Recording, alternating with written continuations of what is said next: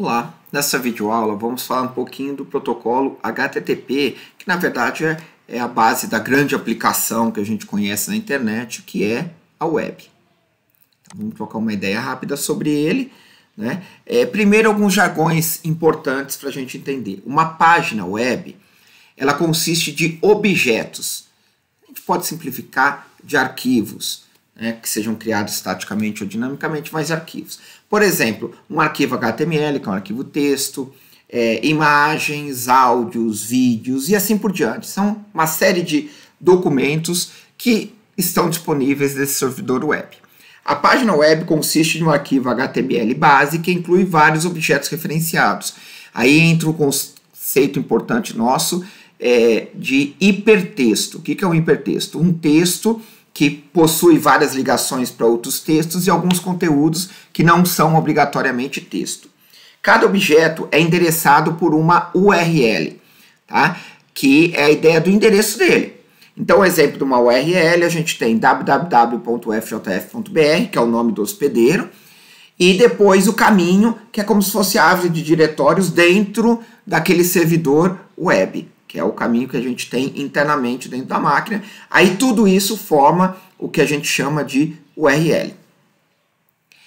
Então, para que essa página web funcione, é necessário um protocolo. E a gente usa o protocolo chamado HTTP, que é um protocolo de transferência de hipertextos.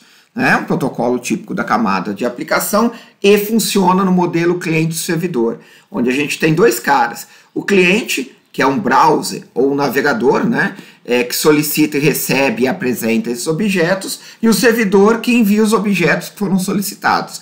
Então, basicamente, a gente tem requisição e resposta HTTP desse servidor web que a gente vai estar tendo aí. Hoje em dia é até comum a gente ter servidores web para teste, desenvolvimento na própria máquina, mas a ideia é um servidor robusto que fornece, por exemplo, todas as páginas da UFJF. Uma visãozinha um pouco geral do HTTP, né? Ele utiliza como base uma conexão TCP, que é uma conexão no camada de transporte, né? Então é a forma de transportar os dados, e a gente tem dois tipos de conexão naquela camada de transporte, TCP e UDP. TCP orientado à conexão, UDP não orientada. Ele usa o orientado à conexão. Então o cliente inicia a conexão, criando um socket para uma determinada porta. Se vocês lembrarem de outras videoaulas, cada aplicação tem uma ou mais portas específicas. A porta clássica de um servidor web é a porta 80. Então o servidor aceita uma conexão TCP do cliente, as mensagens de HTTP são trocadas entre os dois e depois você encerra a conexão. Então abre a conexão, vou fazer a troca de arquivo, finalizou a troca de arquivo, fecha essa conexão. E assim a gente faz uso do protocolo da camada de transporte. A conexão TCP/IP, ela tem várias formas de ocorrer e a gente vai rapidamente falar sobre isso daqui. Primeiro, uma outra visão importante, que o HTTP é stateless, ou seja, o servidor não mantém informações sobre os pedidos passados pelos clientes. Esses protocolos que mantêm informações, eles são complexos e eles permitem, por exemplo, se eu interromper por algum motivo uma transferência no meio, né, e depois eu tentar ressuscitar, vamos continuar de onde nós paramos, ele consegue continuar. Só que o HTTP não é assim. Perdeu, está perdido. Eu comecei a transferir um arquivo com você, deu um problema na rede, no servidor ou no cliente, já era, tem que começar tudo de novo, tem que recarregar aquilo tudo novamente. E com isso a gente ganha agilidade no processo. Sobre as conexões HTTP, a gente tem o HTTP não persistente e o persistente. Isso varia de versão para versão do protocolo. A ideia é o seguinte, o não persistente lembre-se que nós falamos que a página web é um arquivo base, texto HTML e vários objetos. Ali, para cada objeto que eu peço, é uma conexão TCP diferente. No persistente, eu abro uma conexão e troco todos os objetos dentro dela. Tá? Então, existem vantagens e desvantagens. Um exemplozinho só para a gente entender o HTTP não persistente, que é a base nossa, que é o mais simples, né, a base do raciocínio. O usuário entra com uma URL qualquer que contém o texto, que é o HTML, e referência 10 imagens, ou seja, eu tenho que pegar um arquivo de texto e um monte de imagem. Primeiro passo, o cliente HTTP inicia a conexão com o servidor, né, através da porta 80. E aí, podemos conversar, como é que tá, né? Tem condições de me atender? Não. E o que o servidor vai fazer? Ele aceita essa conexão. Então ele avisa, ó, beleza, agora a gente pode trocar. Então o cliente HTTP envia uma mensagem, um request, falando assim, ó, então me manda esse arquivo aqui, por favor. Depois, o servidor HTTP recebe a mensagem do pedido e através de uma mensagem do tipo response, né, ele entrega esse objeto para o cara. Ó, você pediu esse arquivo HTML, tá ele aqui para você. Tá? Então, pediu um arquivo HTML, eu vou mandar esse arquivo HTML. Então, o servidor HTTP fecha a conexão. Já fiz o que você pediu, acabou a conversa, não quero mais saber de você. Aí o cliente HTTP recebe aquele arquivo HTML. E ao ler as tags todas, ele descobre, putz, eu preciso de 10 imagens aqui, não é só texto. O que ele faz? Ele repete aqueles passos para os próximos 10 objetos.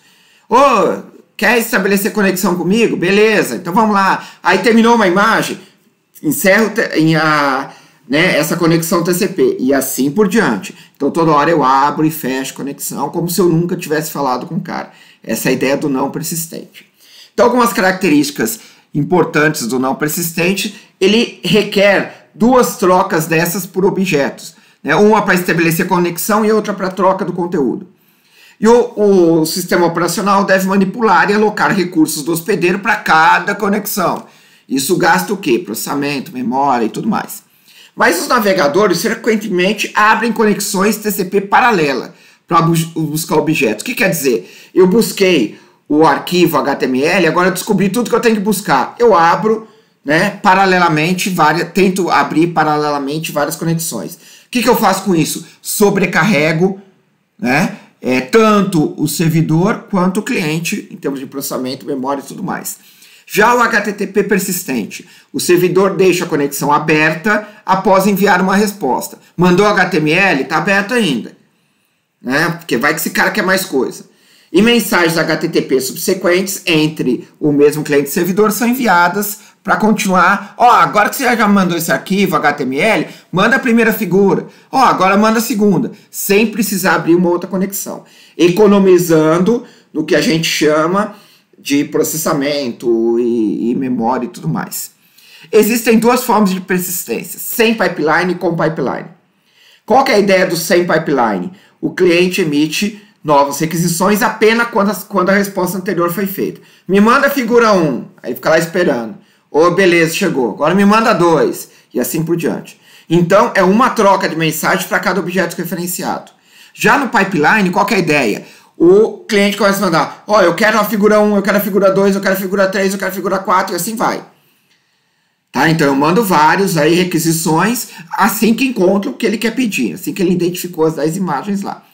A ideia é que ele seja tão pequeno como um RT para todos os objetos referenciados, porque eu mandei e o cara vai me respondendo e com isso eu ganho tempo. Tá? É óbvio que o servidor precisa dar conta disso, senão não tem como a gente fazer. E isso influencia várias coisas. Uma delas é aquela história, né, os famosos métodos POST e GET que a gente usa na hora que a gente está fazendo programação básica para web. Isso a gente trata numa disciplina específica lá de programação web 2, mas a ideia é que as formas diferentes de fazer isso. No método POST, a página web frequentemente inclui entrada de formulário, né, e a entrada é enviada para o servidor no corpo da entidade. E no método GET a gente está ali na URL, ali sendo disponível essa informação. Tá? Mas isso a gente trata mais especificamente lá na disciplina de programação web 2. Existem os códigos de status das respostas. Quando eu peço alguma coisa, o cara me responde. Então, para cada um tem um código. O 200 faz o OK. Quais são os mais famosos para nós? Né? O 404 é o mais famoso de todo. Né? Que é a ideia do tipo, ó, meu amigo, documento que você pediu não tem não, a página não existe. Tá? Ou a figura que está lá linkada no arquivo HTML não existe. Então, isso aqui é um resumo, existem vários códigos diferentes, que é o que o servidor vai responder para mim quando eu solicito algo, né? Quando eu tento pedir alguma informação aí. E por último, né, só uma amostra grátis aqui, sobre o famoso HTTPS. É um HTTP, como diz um aluno meu, HTTP com S. Por que esse S? A ideia é simples. O HTTP, ele transporta texto. Então, ele é inseguro por natureza. Na aula de captura de pacotes, nós vamos tratar desse assunto. Porque nós vamos analisar o pacote e ver os dados que estão nessa requisição aí. Mas queremos utilizar para transações seguras, como transação bancária, comprar alguma coisa, vou passar um número de cartão, e aí como é que fica? Se eu jogo numa página HTTP normal, todo mundo vê meus dados. Login, senha, número do cartão de crédito, senha e assim por diante. A solução foi criar um novo protocolo, né, que é o protocolo HTTPS. O que é isso, na verdade? É o HTTP com uma camada de proteção na transmissão de dados entre o computador e o servidor, ou seja, com segurança.